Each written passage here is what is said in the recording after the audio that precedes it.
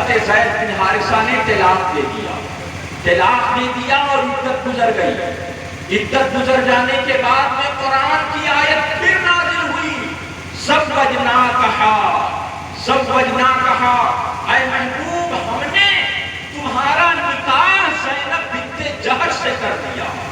جب یہ آیت کریمہ جب نازل ہوئی تو حضور صلی اللہ تعالیٰ علیہ وسلم نے وہ آیت ایک صاحب کو بھیجا کہ جا کر کے حکم الہی سنا دے۔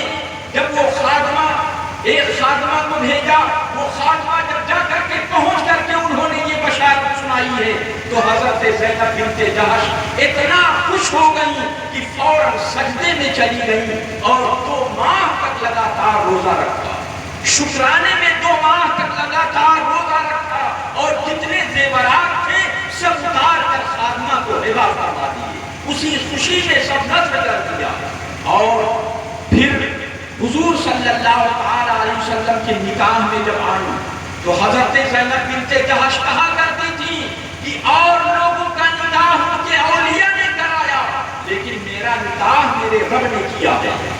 کہ میرا نکاح اپنے محبوب کے ساتھ میرے رب نے کیا ہے۔ وہ اس بات پر فخر کیا کرتی۔ حضرت زینب بنت جہش رضی اللہ تعالیٰ عنہ کے نکاح پر میرے آقا صلی اللہ تعالیٰ علیہ وسلم نے عام ولیمے کی دعوت فرمائی۔ اللہ تعالیٰ نے ازواج مطہرات کا رتبہ اتنا اونچا فرما دیا، اتنا اونچا فرما دیا کہ ارشاد فرماتا ہے یا نساء النبی لستن کاحد من النساء، اے نبی کی بیویوں تم اور عورتوں کی طرح نہیں ہو، نبی کی بیویاں اور عورتوں کی طرح نہیں ہیں، اس لیے کہ اور عورتیں جو عمل کریں گی ان کو ایک ثواب ملے گا لیکن نبی کی ازواج کریں گی تو ان کو دونا ثواب ملے گا، جتنا اوروں کو ملتا ہے اس سے دونا ملے گا، 1 کا 10 اگر ملتا ہے تو ان کو 1 کا 20 ملے گا۔ کیوں؟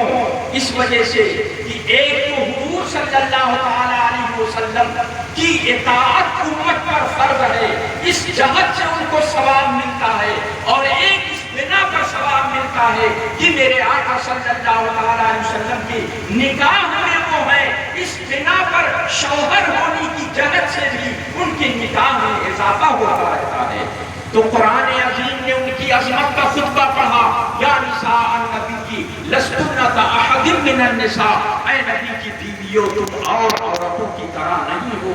نبی کی ازواج مطہرات سے نکاح حرام ہے اس لیے کہ نبی کی بیویاں اس امت کی ماں ہیں، اس امت کی مائیں ہیں، ان کا رتبہ بہت ہی بلند و بالا ہے، ان کے